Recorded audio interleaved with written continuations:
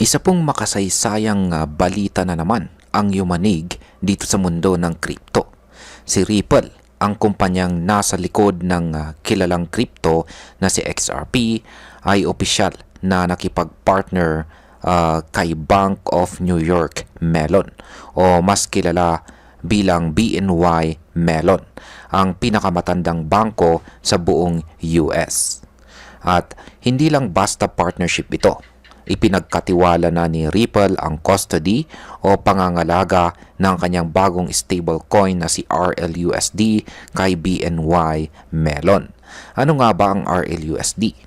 Bakit po siya big deal? At ano po ang epekto nito sa mga tulad nating Pinoy crypto trader at investor?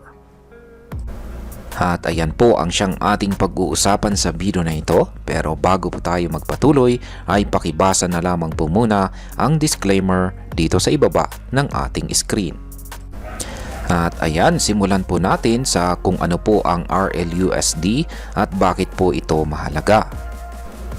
Ang RLUSD ay isa po itong stablecoin mula kay Ripple. Ang stablecoin ay isa po itong uri ng cryptocurrency na nakapeg or nakadikit ang value nito sa isang stable na asset gaya po ng US dollar. Kaya kung may hawak kang 1 RLUSD, dapat ang katumbas po nito ay 1 US dollar. Ang layunin po ng RLUSD ay gawing mas mabilis, mas mura at mas ligtas ang paglipat ng pera sa digital space. Sa madaling salita, gusto nitong maging bridge sa pagitan ng traditional system ng pera at ng mas modern at decentralized na financial world. Sa dami ng mga stablecoin gaya po ni USDT, USDC at DAI, kailangan ni RLUSD na mag-stand out. At ngayon, ginawa ni Ripple ang isang matinding hakbang para mapalakas ang tiwala kay RLUSD at yan po ay ang pagpili kay BNY Mellon bilang custodian. Sino po si BNY Mellon at bakit po siya espesyal? Kung baga sa tao, si BNY Mellon ay isa ng matandang general sa mundo ng traditional na banking. Itinatagpa ito noong 1784 at ngayon ay isa na po siya sa mga pinagkakatiwalaang tagapangalaga ng yaman ng mga institutions sa buong mundo. Bilang custodian, si BNY Mellon ang bakalang magbantay sa mga reserve assets na sumusuporta sa value ni RLUSD. Sa pamamagitan po nito, mas magiging transparent at secure ang operasyon ni Ripple pagdating sa RLUSD.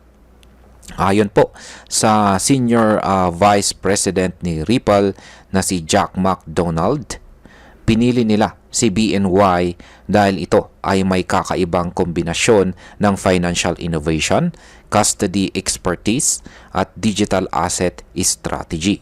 Samantalang si Emily Portney naman ng BNY ay nagsabing masaya silang maging bahagi ng lumalawak na digital asset ecosystem.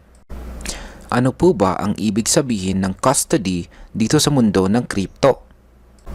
Sa crypto, ang custody ay parang bank vault. Yan, para po itong bank vault. Dito po nakaimbak ang pondo na sumusuporta sa halaga ng isang coin or token. Kailangan ng mataas na level ng security at regulasyon para dito, lalo na sa mga stablecoin. Kaya nga malaking bagay ang pagkuha kay BNY Mellon bilang primary custodian ni RLUSD. Ibig sabihin, isa itong malinaw na mensahe sa mga institutional na investor na pwede po nilang pagkatiwalaan si RLUSD. Hindi lang ito tungkol sa reputasyon. Si BNY ay may napakalawak na karanasan sa custodial banking para sa mga malalaking kumpanya at financial institutions. Sa kanilang tulong, mas magiging madali para kay Ripple na makapasok sa mundo ng institutional finance. Ano naman po ang koneksyon ng partnership na ito sa mga regulasyon ng US Federal Reserve? Alam naman natin na dati ay medyo malamig ang US Federal Reserve pagdating sa crypto. Pero noong April 2025, binawi na ng Fed ang mga polisiya nito na humahadlang sa mga bangko na pumasok dito sa mundo ng crypto. Dahil dahil po dito ay pwede nang makipag-ugnayan ang mga traditional na bangko sa mga crypto projects nang hindi na kailangan ng paunang pahintulot. Isa itong malaking pagbabago na nagbukas po ng pintuan para sa mas malawak na adoption ng digital assets tulad ni RLUSD. Ano pa ang ginagawa ni Ripple para mapalakas si RLUSD? Hindi lamang po sa custody services nagtapos ang galawan ni Ripple.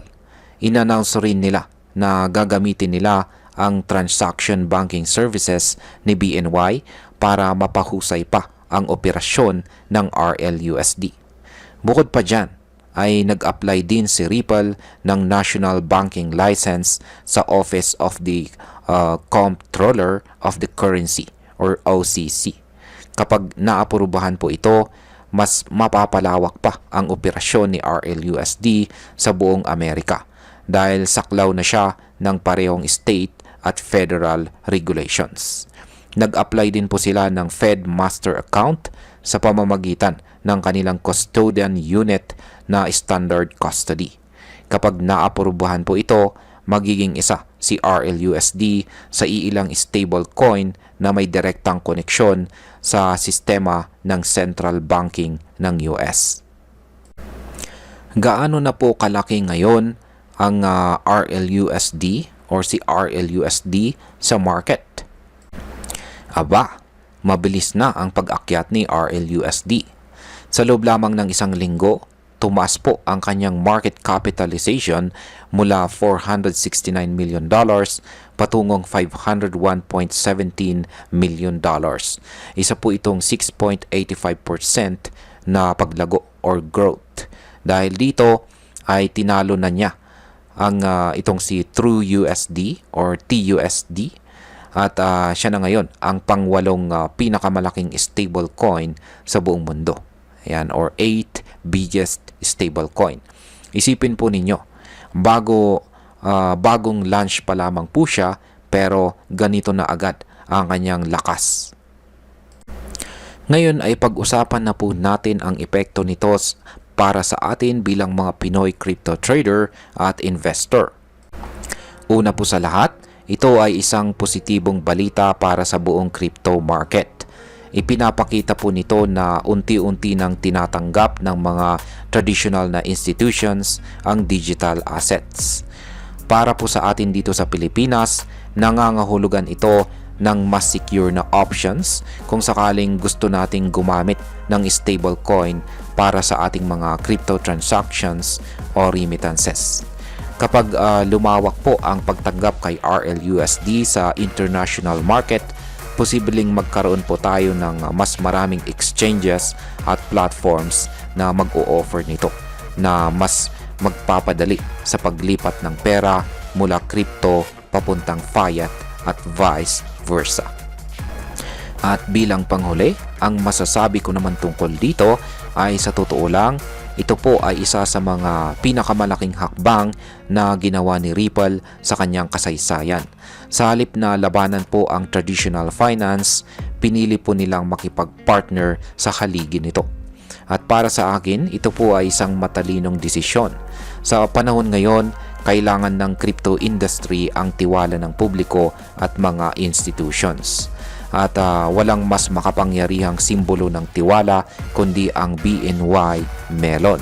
Kung mapapanatili po ni Ripple ang momentum na ito, hindi malabong makita natin si RLUSD na maging top 5 stablecoin sa mga susunod na buwan. At ayan, hanggang dito na lamang po tayo sa video na ito mga ka-crypto. Marami pong salamat sa panunood, ingat po tayo lagi at God bless po sa ating lahat.